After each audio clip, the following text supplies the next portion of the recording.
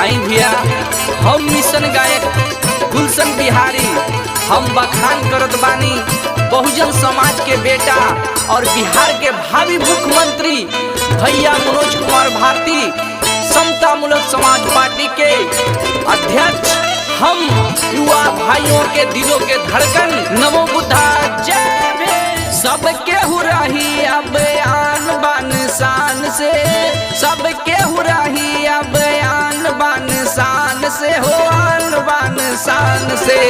देशवा चलता बाबा साहब के संविधान से, देशवा चलता बाबा साहब के संविधान से। सबके हो रही अब आन बान शान से, सबके हो रही अब आन बान शान से, हो आन बान शान से। देशवा चलता बाबा साहब के संविधान से, देशवा चलता बाबा साहब के संविधान से। युवा भाई के साथी बारन इनके साथ भैया, युवा भाई के साथी बारन इनके साथ भैया। ये भैया बिहार के सीएम अब की इनके के बनैया, बिहार के सीएम अब की इनके के बनैया। देशवा चलता बाबा साहब के संविधान से, देशवा चलता बाबा साहब के संविधान से। फिकिर न कैलन बाबा अपन परिवार के, बहुजन के रख देलन किस्मत सवार के।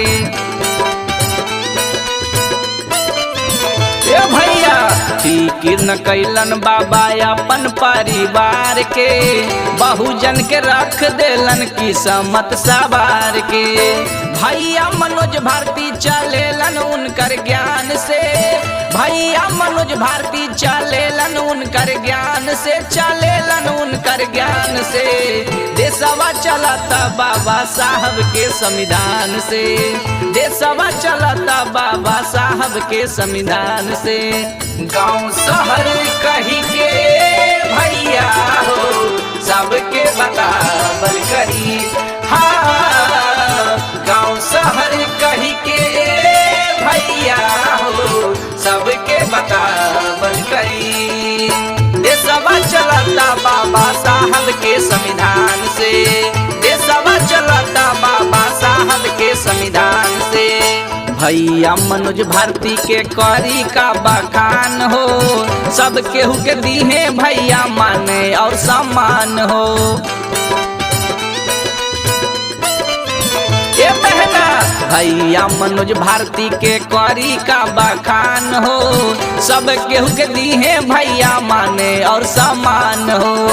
कभी सुनील गुलशन बिहारी के गान से, कभी सुनील गुलशन बिहारी के गान से, बिहारी के गान से। देशवा चलता बाबा साहब के संविधान से, देशवा चलता बाबा साहब के संविधान से। पैदा न होता अगर वो मसीहा